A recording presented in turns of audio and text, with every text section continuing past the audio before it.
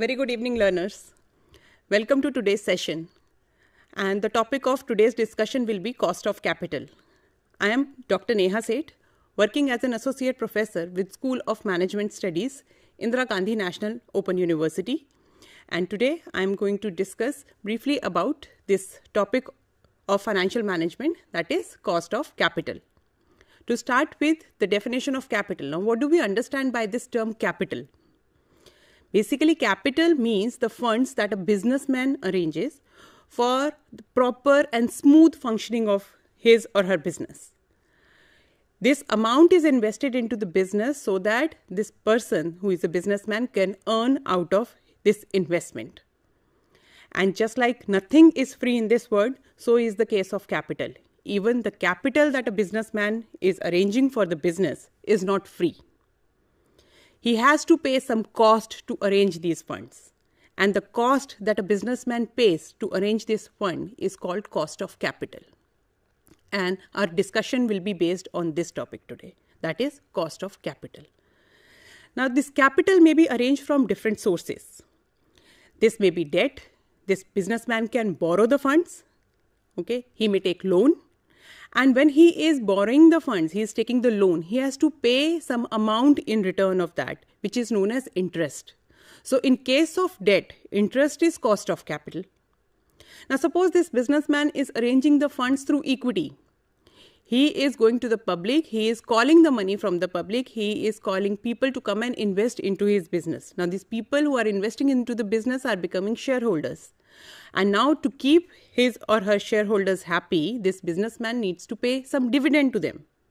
Now when he is paying the dividend to the shareholders, this becomes the cost of equity for him. So in the case of equity, the cost of capital is the amount of dividend that this businessman is paying to the public or to his shareholders. So this is what we are going to discuss today, that what is cost of capital. So the cost of capital may be the project's cost of capital. Now, suppose this businessman is arranging or want to start a new project.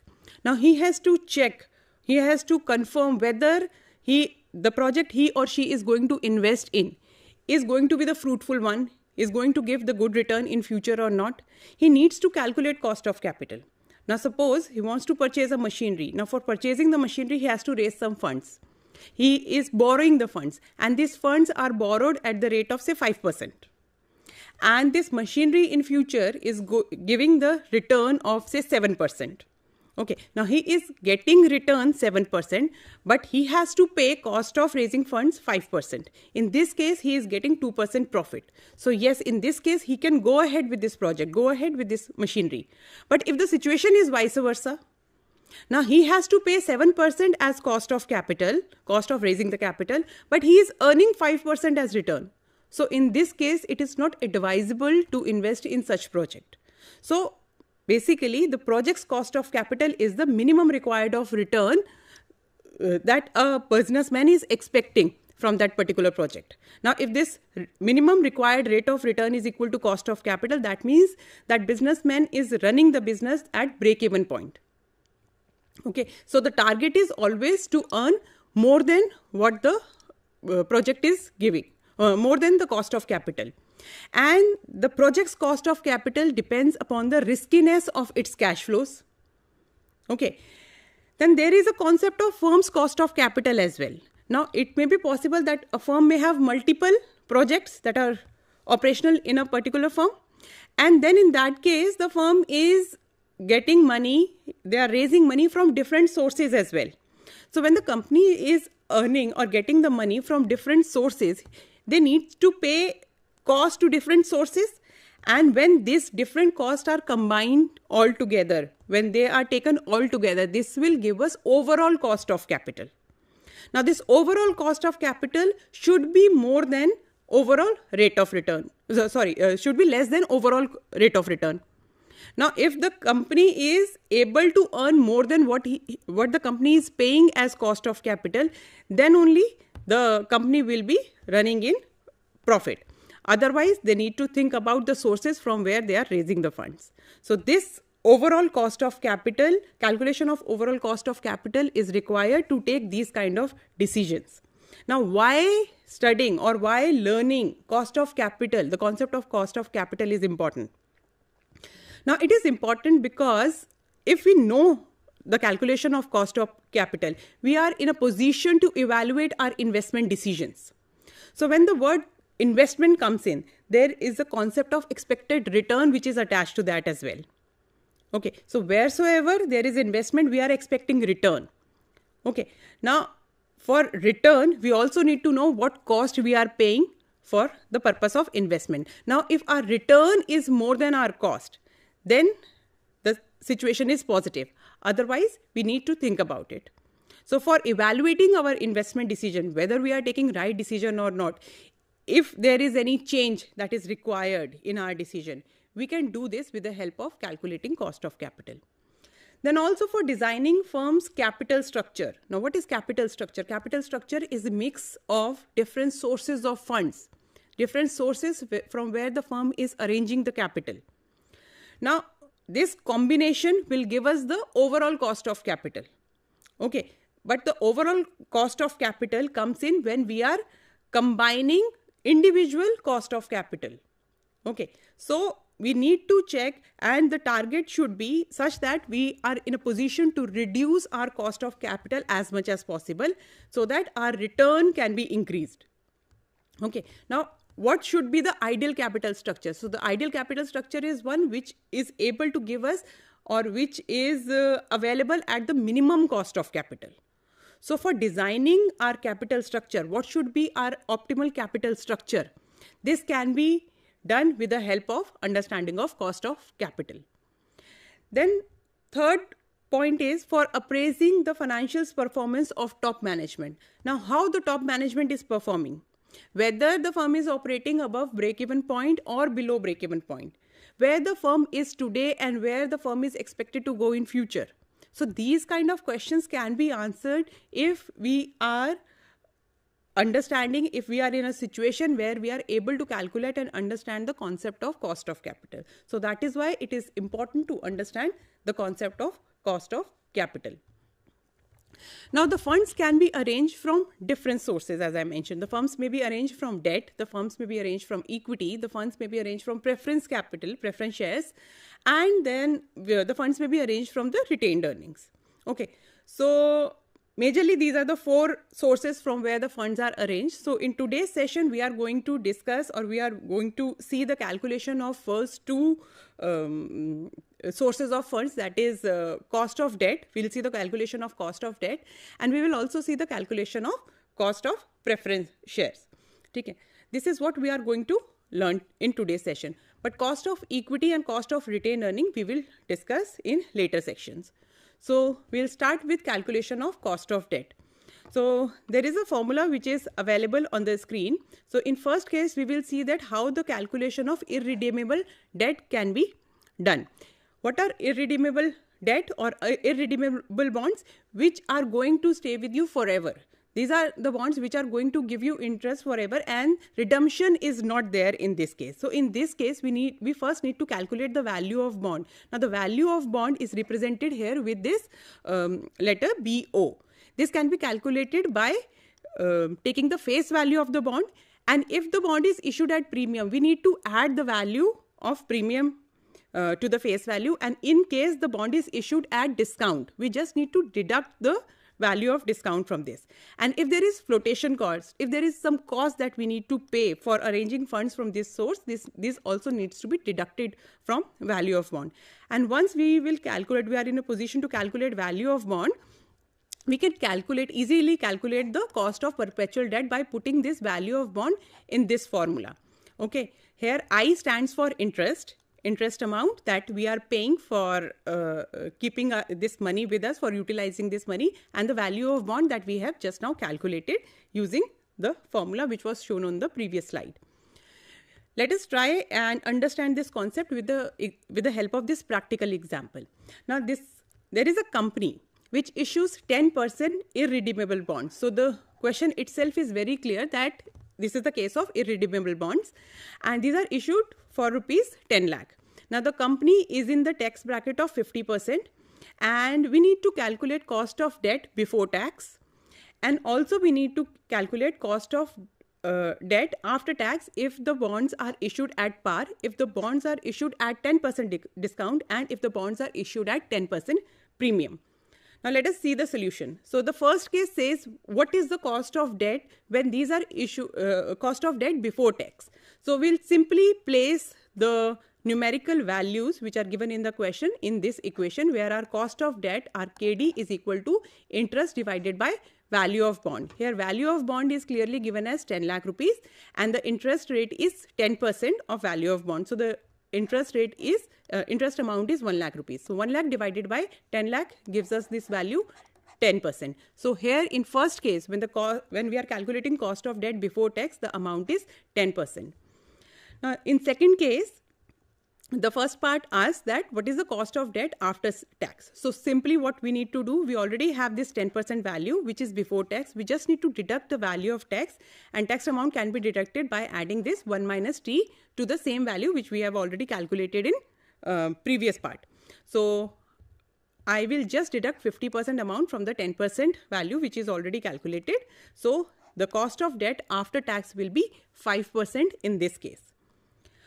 Now, what if these bonds are issued at discount? So in case the bonds are issued at discount, there is only one change that will be there. The interest amount will remain same, that is 1 lakh rupees. Since the bonds are issued at discount, now the value of bond will be 10 lakh minus 1 lakh, because the bonds are issued at 10% discount in this case. Okay, and similarly we have to deduct the tax amount by writing 1 minus 0.5 because the company is in tax bracket of 50%. So the amount that will come to us is 5.55. So if the bonds are issued at discount of 10%, the cost of debt after tax is 5.55 in this case. Now in third case, when these bonds are issued at premium, so what will be the amount of KD after tax, that is cost of debt. Since the bonds are issued at premium, so the bond value is 11 lakh in this case. Okay, so bond value, the face value is 10 lakh plus 1 lakh rupees. We are adding in this case because 1 lakh is the amount of premium. The amount of interest will remain same by dividing 1 lakh by 11,000, and since we need to calculate the value after tax, we will multiply this amount with 1 minus 0.5, that is tax value. So the cost of debt in this case will be 4.5%. So this is how we can calculate the cost of debt in case of perpetual bonds. Okay. So this is the situation, or this is the equation that we can use when we need to calculate the cost of debt when the debt is redeemable. That means the amount has to be paid back to the investors sometime in future. So the first part of equation shows us the amount, the annual interest amount, and we need to calculate the present value of the interest amount that is paid for n, which is the time period for which the amount is invested. We just need to add the cash flow on the cost of amortization to this, and the final repayment amount which is to be paid at the time of maturity is also added. Now by adding these three terms, we will get the value of bond. This is similar BO, the value of bond that we have calculated for cost of irredeemable debt. Just the calculation is different in case of redeemable debt. Yes, I understand the calculation is a bit complicated. Now to simplify the calculation, we have another method of calculating cost of debt using redeemable for redeemable bonds or redeemable debt. This method is called shortcut method. simply by placing the values in this equation where cost of debt is equal to I minus T, where I is our interest after tax. Okay. We just need to add this redeemable value and we will deduct the value of bond. Okay. This has to be divided by N, which is number of years here, and redeemable value plus value of bond, this has to be divided by 2 to calculate the average value. We just need to plot the values. We just need to put the values which are given in the question to us, and using this we can calculate the cost of redeemable debt. Let us quickly see one practical questions to see that how we can calculate the value of redeemable debt here. Here is the question on the screen. Now, a company issues 10% debentures of the face value of rupees 100 each, redeemable after 5 years. So, this is a case of redeemable debt. Now, debentures have a flotation cost of 2% and are issued at discount of 5%. Using this, we can calculate the value of BO here. Okay. So, we just need to calculate total cost of capital when the tax rate is 50%. So, just like earlier we have done our calculation, we just need to put the values in this equation to calculate the cost of debt using shortcut method. So, this is the amount of interest that we are paying here. This has to be deducted, the tax amount has to be deducted from this. So, 1 minus T value is mentioned here.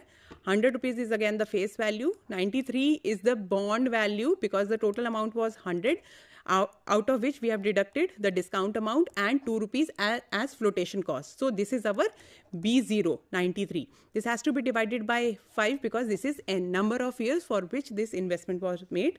Again 100 plus 93, 100 is our face value plus bond value and divided by 2 to get the average value. After solving this equation, we get this value of cost of debt in case of this redeemable debt, which is 6.63. Okay, so this is how we can calculate the cost of debt in this case. Now, let us quickly move to calculation of cost of preference share. It is almost similar to the calculation we just now did for the calculation of debt, cost of debt. So, in the similar manner, we have these preference shares, the first case where the preference shares are irredeemable. So, just like we did in the case of cost of debt when the debt was irredeemable, similarly, in case of interest, we will use preference dividend and the amount has to be divided by value of share here. And in case of redeemable preference share, again the same formula, but interest is replaced by preference dividend. So, when year after year we are getting different amount of preference dividend, this amount has to be converted into present value terms and then we will add the final amount, the redeemable amount which we are paying back to the investor at the time of maturity. Again, this has to be converted to present value term. Now, by adding these two values, we will get the P value, the value of share that we need to use for calculation of our cost of debt. And just like in the case of calculation of debt, we have used a shortcut method. Similarly, we can use the shortcut method in the case of cost of preference shares as well. Exactly the same equation, just interest amount is replaced by preference dividend. Now, interest is getting advantage of tax, but preference dividend is not getting the advantage. So, 1 minus T will not come here, only preference dividend amount we are going to use here. Pn is again the amount, P0 is the value of share that we are calculating, N stands for number of years. Again, we are averaging these two values to get the denominator for this equation. Let us quickly try and understand these equations with the help of practical examples. So, here is the example for irredeemable preference shares. Now, the company issues 13% irredeemable preference shares of face value of rupees 100 each. The flotation cost is estimated as 5%. Now, we need to calculate cost of preference share if these are issued at par, at 10% premium and at 5% discount. Flotation cost is already given to us, that is 5% on rupees 100. Okay. And the preference dividend is 13% because it is clearly mentioned in the question that these are 13% preference shares. Okay. So, in first case, when the shares are issued at par, so this is the face value, we just need to deduct the flotation cost and this is the PO, value of preference share, and we just need to place the value in our equation where 13 is the preference dividend divided by PO, that is 95. The amount that we will get is 13.68. That means cost of preference shares in this case when the shares are issued at par is 13.68%. In second case, when the shares are issued at the premium of 10%, so in this case our value will become 110 because in this case the shares are issued at the premium of 10%, and this is the amount of flotation cost which is calculated on the value of share, that is 5.55, and PO in this case will become 104.5 rupees. To calculate the cost of preference share, again 13, that is preference dividend amount, has to be divided by PO, that is 104.5 rupees, and the amount that we will get is 12.44%. That means our cost of preference shares when these shares are issued at the premium of 10% is 12.44%. Now the third case, when the same shares are issued at discount. So if these shares are issued at discount of 5%, the value will become 95, that means 100 minus 5. We will deduct 5% of 95, that is flotation cost, and the PO value will become 90.25 rupees. Again, we will place the value in our formula, that is 13. 13 divided by 13 is amount of preference shares to be divided by 19.25 in this case.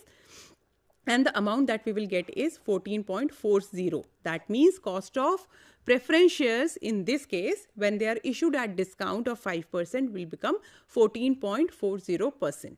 So this is how we can calculate cost of preference share when the preference shares are irredeemable. And what if the preference shares are redeemable? So in case where preference shares are redeemable, we will try and understand this concept with the help of this practical example. Now this company issues 10% preference shares of face value of rupees 100 each at the flotation cost of 5%. We just need to find out cost of preference share if these shares are redeemable after 7 years at the premium of 10%. Okay, so let us quickly place this value in our shortcut formula. Okay, so here the preference dividend is 10 rupees. 110 is the value of share. Why? Because these shares are issued at the premium of 10%. Again, 95 is the value of PO. This has to be divided by N, that is number of years. We just need to take the average of these two values as denominator. Now by solving this equation, we'll get this value, that is cost of preference shares as 11.85. Okay, so this is how we can calculate the cost of preference shares for redeemable preference shares. So to summarize, today we have started the session with the understanding of capital. What do we understand by this term capital? Okay, why it is important to understand the concept of cost of capital? What do we understand by this term called cost of capital? Okay, why it is important to understand this concept of cost of capital? Okay, then we also discuss that what are different modes, what are different sources from where we can raise the funds, and what are different costs we need to pay when we are raising the funds from different sources. So we talked about 4 sources, that is debt, preference shares, equity shares, and retained earning. So in today's session, we covered the 2 sources, that is calculation of cost of capital for debt, and also calculation for cost of capital for preference shares. So these 2 calculations we have seen today. So in case of cost of debt, we have seen the calculation for cost of irredeemable debt. Okay, we have also seen the calculation of cost of redeemable debt. Okay, and in later part, we have also seen the calculation of cost of preference shares. So in this case, in case of preference shares also, we have seen the case where we have calculated the cost of preference shares when the shares are irredeemable, and also we have seen the calculation of cost of preference shares when these preference shares are redeemable. So this is all for today's session. So in coming session, we will see that how can we calculate the cost of equity shares. Okay, how the cost need to be calculated when the funds are raised through equity shares, And we will also see that how can we calculate the cost of retained earning in future, and how these individual costs can be used to calculate overall cost of capital for the firm. So this is all from my side for today. Thank you for today's sessions, your patience learning, and happy learning for future.